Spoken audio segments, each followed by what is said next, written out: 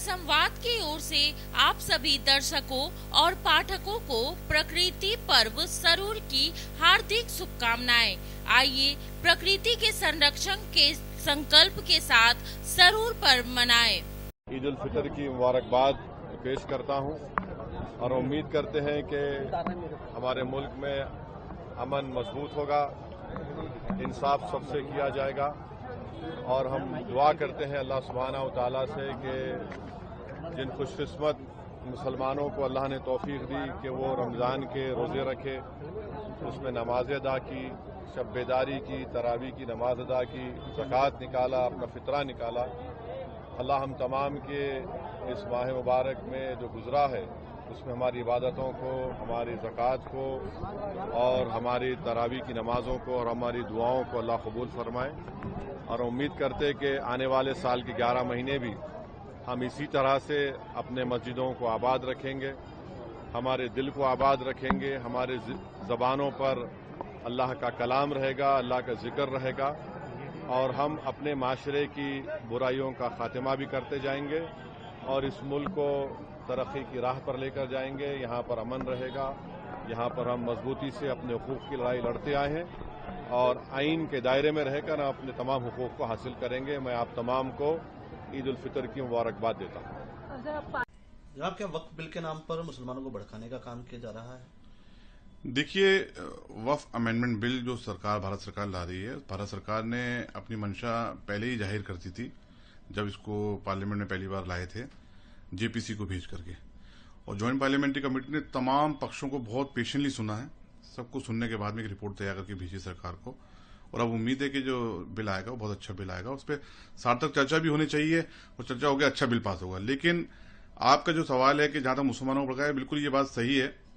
पिछले कुछ दिनों में जो बयानात देखने में आए हैं कि लोगों को ये जज्बाती तकरीर करके बताया जा रहा है कि आपकी मस्जिद छीन जाएंगी, दरगाहें छीन जाएंगी, इमाम बाड़े छीन जाएंगे, ये बातें सरासर गलत है। देखिए, डेमोक्रेसी में पक्ष विपक्ष, सहमति असहमति एक डेमोक्रेसी का पार्ट है और कोई संवैधानिक तरीके से अगर प्रोटेस्ट भी करते हैं तो उनको अधिकार है, करें, कोई इश्यू नहीं। हो सकता है कुछ क्लॉज उनको आपत्ति हो, लेकिन जहां तक मेरा मानना यह है कि मौजूदा वक्फ एक्ट जो है उसमें अमेंडमेंट की सख्त जरूरत है और मुसलमानों को किसी तरीके से भी इससे डरने की जरूरत नहीं है। देखिए, मीडिया पे आके बयान देना वो आधिकारिक बयान नहीं। जब सरकार पार्लियामेंट में खड़े होकर आधिकारिक तौर पर बयान दे रही है भारत सरकार कि ये किसी के खिलाफ नहीं है, कोई आपकी मस्जिद दरगाहें नहीं छीनी जाएंगी, इमाम बाड़े नहीं छीने जाएंगे, तो हमें उस ऑथेंटिक बयान को, आधिकारिक बयान को मानना चाहिए। और जो जज्बात भड़काने की कोशिश की जा रही है ये गलत है सरासर। जब भी मुसलमानों के रिफॉर्म की बात आती है, फलाह बहबूदी की बात आती है और भारत सरकार कुछ करना चाहती है तो इस तरीके से कुछ इंटरेस्टेड पीपुल, इंटरेस्टेड लोग या कुछ ग्रुप वो आकर के मुसलमानों को जज्बात भड़काते हैं, जो सरासर गलत है। वक्फ बिल में समय की आवश्यकता है? बिल्कुल। देखिए, वक्फ बिल समय की आवश्यकता इसलिए है कि वक्फ की इतनी प्रॉपर्टीज हैं, उनको जो रेंट पे दिया हुआ है वो आज मार्केट वैल्यू की रेंट देखिए आप क्या है, और किसी ने 8 रुपए में ले रखा है, किसी ने 10 रुपए में ले रखा है, किसी ने 500 में ले रखा है, किसी ने 1000 रुपए में ले रखा है, जबकि वो प्रॉपर्टी की वैल्यू करोड़ों में है, उसका रेंट भी लाखों में आना चाहिए। लेकिन ना तो उसका लाखों में रेंट आ रहा है और ना ही जो रेंट आ रहा है उसका ढंग से यूटिलाइजेशन हो रहा है, कम्युनिटी के लिए कोई इस्तेमाल नहीं किया जा रहा है। तो रिफॉर्म की जरूरत है, अमेंडमेंट की जरूरत है। और ये अमेंडमेंट आज के लिए नहीं, देखिए सच्चर कमेटी की अगर हम बात करें तो उनकी रिपोर्ट पढ़ ली जाए। उसके अलावा जब के रहमान खान साहब मिनिस्टर थे 2013 के अंदर, 12 और 13 में, जब भी इसकी कवायद की गई थी कि भाई इसके अंदर अमेंडमेंट किया जाए, 13 के बाद वाले बाद में भी, तो अमेंडमेंट की तो बात है, शुरू से सब लोग मानते हैं कि हाँ अमेंडमेंट की जरूरत, करप्शन है।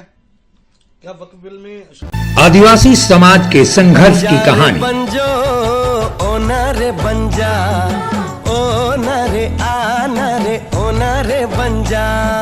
हमारी भी तमन्ना है कि तू डॉक्टर बन के हम सब गाँव वालों की सेवा करे। क्या तुम्हें झारखंड के सभी सिनेमा घरों में 22 फरवरी से चाहे कुछ भी हो जाए, ये गांव हमारा, ये गली हमारी, ये कस्बा हमारा, ये काम हमारा। जातिवाद को हमें घर घर में फैलाना है। आज के बाद इन जैसा कोई भी आया तो उसका यही अंजाम होगा। It's not a question of good and bad. It's a question of win and defeat. ये धरती हमारी।